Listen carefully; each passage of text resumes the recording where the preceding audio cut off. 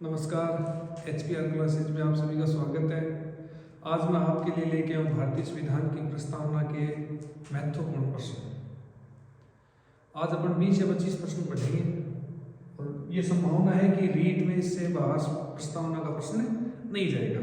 तो सबसे पहले आपके सामने पहला प्रश्न है कि निम्नलिखित में से कौन सा शब्द है जो भारतीय संविधान की प्रस्तावना में नहीं लिखा गया है? संप्रभुता, समाजवादी, लोकतांत्रिक और भारतीय। संप्रभु शब्द लिखा हुआ है, समाजवादी भी लिखा गया है, लोकतांत्रिक लिखा गया है, लेकिन भारतीय नहीं है। इसमें उत्तर क्या हो जाएगा? भारतीय, क्योंकि लिखा गया हम भारत के लोग लिखा गया है।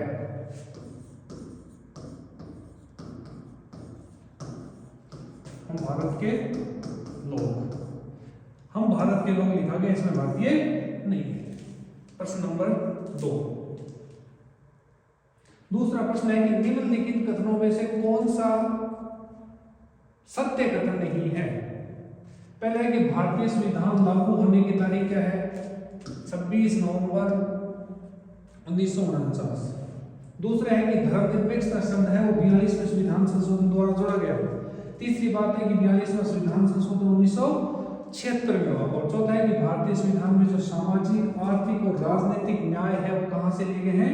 रूस की क्रांति। रूस की क्रांति कब हुई थी? 1917 में, लेनिन के नेतृत्व में। लेनिन के नेतृत्व में। दूसरी बात सही है कि 42वें संविधान संशोधन के द्वारा 3 शब्द जोड़े गए थे: पंथ निरपेक्ष, समाजवाद और अखंडता। 42वां संविधान संशोधन कब हुआ था? 1976 में हुआ था। ये बात भी सही है, क्योंकि 42वें संविधान को भारतीय संविधान का मिनी संविधान कहा जाता है।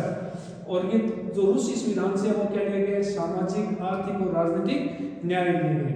भारत का संविधान लागू 26 नवंबर को नहीं हुआ था, बल्कि 26 जनवरी 1950 को। इसमें क्या हो जाएगा? ए ऑप्शन हो जाएगा। इसका सही क्या है? 26 जनवरी 1950। प्रश्न नंबर 3। तीसरा प्रश्न है कि संप्रभु भारत के मामले में कौन सा कथन सही नहीं है? संप्रभु भारत का मतलब क्या है? संप्रभु भारत का मतलब है कि भारत किसी भी दूसरे देश का उपनिवेश नहीं है। तो भारत किसी भी दूसरे देश पर निर्भर नहीं है, ये बात सही है। भारत किसी अन्य देश का उपनिवेश नहीं है, ये बात भी सही है। भारत अपने देश का कोई भी किसी दूसरे देश को दे सकता है। भारत अपने आंतरिक मामले में संयुक्त राष्ट्र संघ का पालन करने के लिए बाध्य है। ये हो जाएगा, ये सही होगा। तीनों भारत संप्रभु भारत है, इसलिए ये तीनों विशेषताएं लागू होती है। इसमें क्या हो जाएगा? Option D. अब प्रश्न संख्या 4। चौथा प्रश्न है कि बेरूवाड़ीवाद किस वर्ष से संबंधित है? बेरूवाड़ीवाद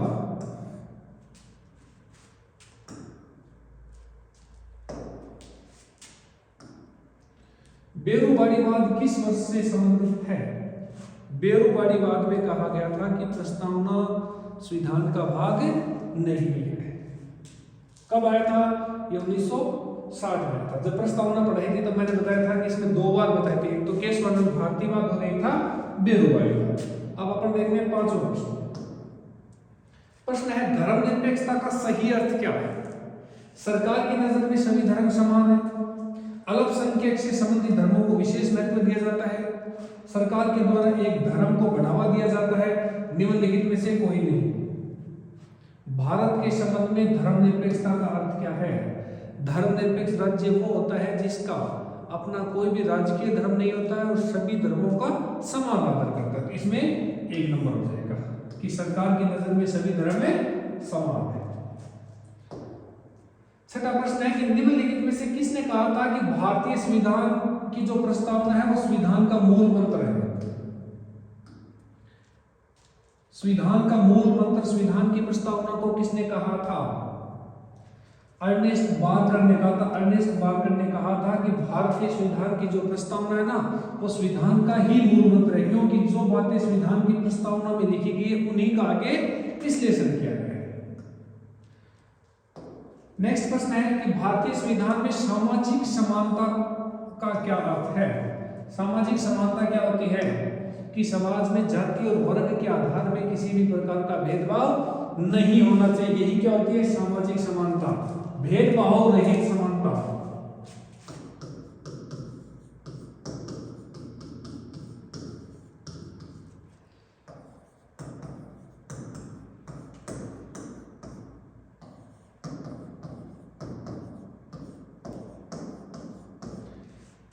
ऐसी समानता जो जाति और वर्ग के आधार पर भेदभाव नहीं करती है उसे क्या कहते हैं? सामाजिक समानता। अवसरों की समान कमी, तो अवसरों की कमी होगी, इसका मतलब क्या होगा? ये असमानता होगी, ये नहीं होगा। समानता का अभाव, समानता का अभाव है, इसका मतलब सीधी सी बात है क्या होगी?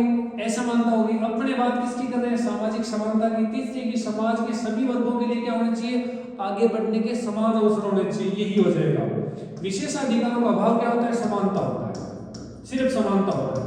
कोई आपको कहे कि समानता क्या होती है, तो किसी भी व्यक्ति को किसी भी प्रकार का कोई विशेषाधिकार संविधान के द्वारा प्रदान नहीं किया गया हो, वो क्या होती है? समानता।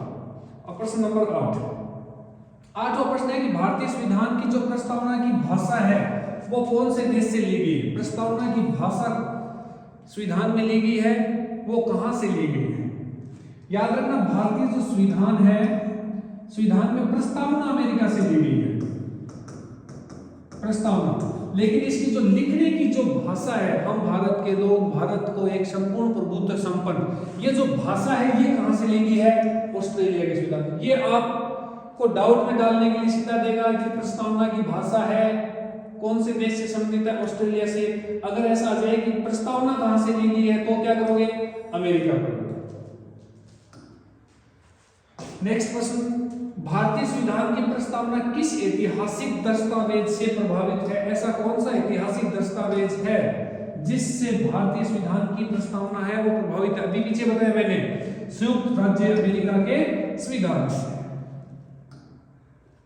नेक्स्ट प्रश्न, भारतीय संविधान की प्रस्तावना में अब तक कितनी बार संशोधन हो चुका है?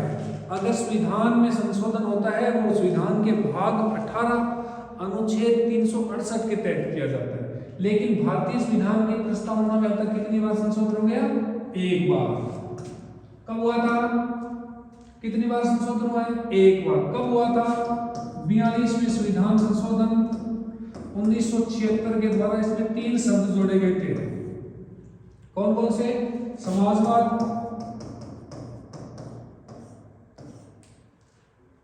पंथ निरपेक्ष और अखंडता। इन 3 शब्दों को जोड़ा गया था। कौन से संविधान संशोधन द्वारा? 42वें।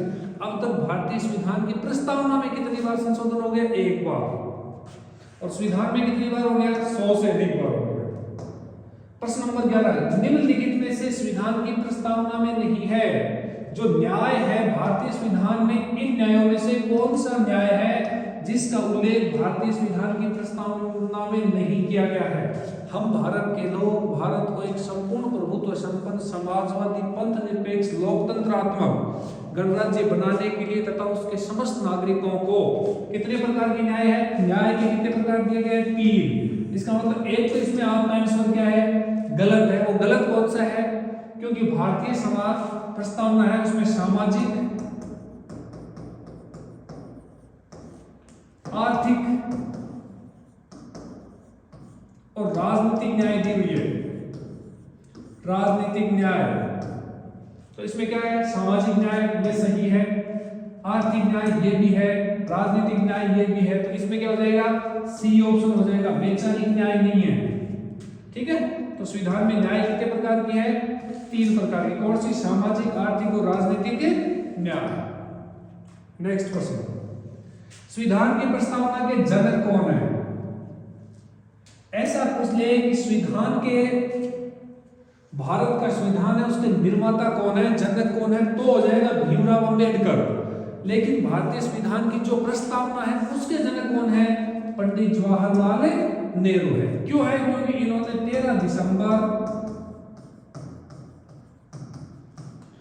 1946 को संविधान सभा की जो तीसरी बैठक हुई थी उसमें उद्देश्य प्रस्ताव रखा था। उद्देश्य प्रस्ताव, और यही उद्देश्य प्रस्ताव आगे चल करके भारतीय संविधान की क्या बनता है? प्रस्तावना बनता है। इसलिए संविधान की प्रस्तावना के जनक कौन है? ये प्रश्न आ जाए तो पंडित जवाहरलाल नेहरू। नेक्स्ट क्वेश्चन कि निम्नलिखित में से किसने कहा था कि भारतीय संविधान की जो प्रस्तावना है वो संविधान की कुंडली है? संविधान की क्या है? कुंडली है। किसने कहा था? महात्मा गांधी, के M Munshi, doctor Rajendra Prasad, doctor Bhimrao Ambedkar. तो के एम मुंशी थे, उन्होंने क्या कहा था? संविधान की प्रस्तावना को संविधान की कुंडली कहा था। के एम मुंशी कौन थे? जो संविधान की प्रारूप समिति के सदस्य थे।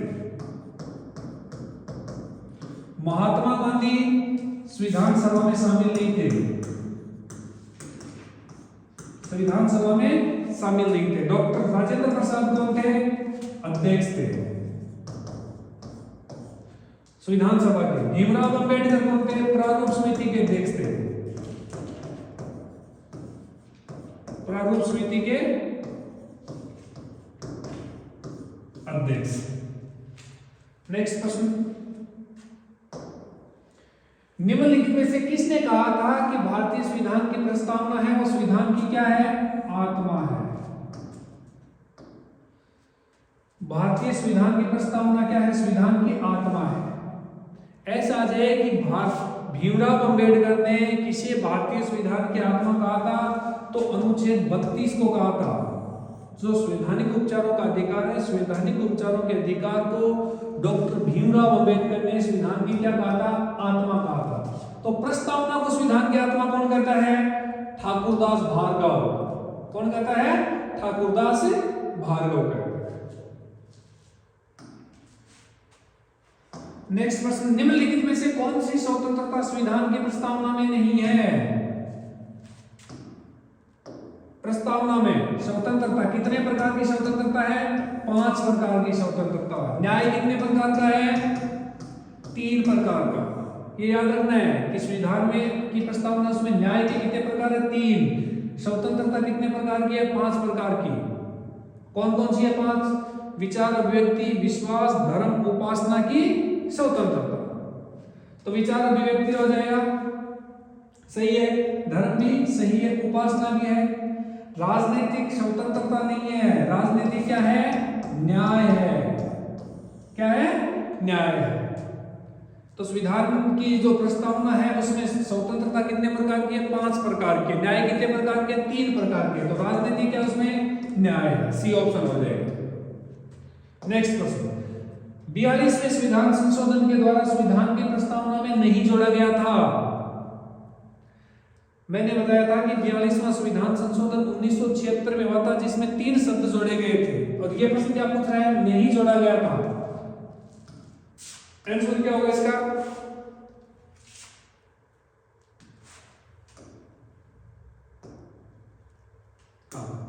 आंसर क्या होगा इसमें? नहीं जोड़ा गया था। समाजवादी शब्द जोड़ा गया था, पंथ निरपेक्षता जोड़ा गया था, अखंडता जोड़ा गया, लेकिन लोकतांत्रिक शब्द है वो मूल प्रस्तावना में था। लोकतांत्रिक, लोकतांत्रिक का मतलब होता है कि जो शासन है वो किस में निहित होगा? जनता में निहित होगा। शासन की सारी शक्तियां किसके पास होगी? जनता के पास होगी। नेक्स्ट क्वेश्चन, भारतीय संविधान की प्रस्तावना किस देश से ली गई? ये प्रश्न तो पीछे भी आ गया। कहां से ली गई है? अमेरिका से। लेकिन प्रस्तावना की भाषा कहां से ली गई है? भाषा कहां से ली गई है? ऑस्ट्रेलिया के संविधान से। भारतीय संविधान की प्रस्तावना में निम्नलिखित में से सही क्रम है। जो प्रस्तावना का क्रम दिया हुआ है उसमें कौन सा क्रम है? क्रम का मतलब सबसे पहले क्या आता है, उसके बाद क्या आता है, उसके लास्ट में क्या है। तो बताओ क्या होगा इसमें? सबसे पहले आता है न्याय।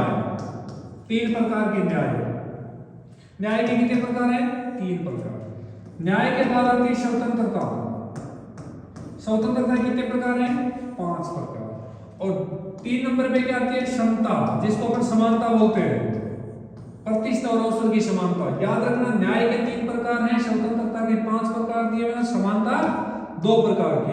ये क्रम हो जाएगा, न्याय, स्वतंत्रता और समानता। कौन से ऑप्शन में देखो? 2 नंबर ऑप्शन, न्याय, स्वतंत्रता और समानता। ऐसा प्रश्न आने की संभावना बहुत ज्यादा है, स्टार लगा लेना इसको। नेक्स्ट प्रश्न, भारतीय संविधान की प्रस्तावना में समता है। समता का मतलब होता है समानता कितने प्रकार की या इसमें से कौन सी समानता है जो भारतीय संविधान की प्रस्तावना में लिखी हुई है? तो समता के कितने प्रकार हैं? 2 प्रकार की समता है, दोनों इसमें दी हुई होगी। देखो, प्रतिष्ठा एवं अवसर की समानता, सामाजिक एवं राजनीतिक क्या है? न्याय है, विचार और अभिव्यक्ति, विश्वास और विचार क्या है? या आपकी स्वतंत्रता है, स्वतंत्रता है। राजनीतिक और सामाजिक क्या न्याय है, तो इसमें क्या हो जाएगा? विचार और विश्वास हो जाएगा। नेक्स्ट प्रश्न, भारतीय संविधान की प्रस्तावना में समानता होगी। संविधान की प्रस्तावना को अंगीकृत, आत्मार्पित और अधिनियमित कब किया गया था? इसमें आपको तिथि पूछी गई है, ये तो सबको पता है। तारीख क्या थी? 26 नवंबर 1949 थी, 1949 थी। लेकिन इसमें क्या पूछ लिया गया? तिथि, कौन सी तिथि थी? आपको समझ दे दी 2006, 2006 विक्रम संवत है ना, वो 2006 दे दी। वर्तमान में कौन सी चल रही है जरूर बताना। तो मार्क्सिस्ट शुक्ल सप्तमी थी उस दिन, जिस दिन भारतीय संविधान को आत्मार्पित और अंगीकृत किया गया था, उस दिन क्या तिथि थी? मार्क्सिस्ट शुक्ल सप्तमी। ये संविधान की प्रस्तावना में नीचे लिखा गया है कि एतद द्वारा 26 नवंबर 1949 को मिति मार्क्सिस्ट शुक्ल सप्तमी को अधिनियमित, आत्मार्पित और अंगीकृत करते हैं। ठीक है, मार्क्सिस्ट शुक्ल सप्तमी हो जाएगा। संविधान सभा में जवाहरलाल नेहरू ने उद्देश्य प्रस्ताव को प्रस्तुत किया था। उद्देश्य प्रस्ताव, यही उद्देश्य प्रस्ताव आगे चल करके भारतीय संविधान की प्रस्तावना बनता है। कब किया गया था? तारीख देखो आपको कैसे दी हुई है, 9, 11, 13, 15। इसमें क्या हो जाएगा? 13 दिसंबर। 9 दिसंबर को प्रथम बैठक होती है, 11 दिसंबर को दूसरी बैठक होती है, 13 दिसंबर को तीसरी बैठक। पहली बैठक में अस्थायी अध्यक्ष बनाते हैं डॉक्टर सच्चिदानंद सिन्हा को, दूसरी बैठक में स्थायी अध्यक्ष बनाया जाता है डॉक्टर राजेंद्र प्रसाद को, तीसरी बैठक में नेहरू जी के द्वारा उद्देश्य प्रस्ताव प्रस्तुत किया जाता है। ठीक है, तो इसमें हो जाएगा 13 दिसंबर। नेक्स्ट प्रश्न,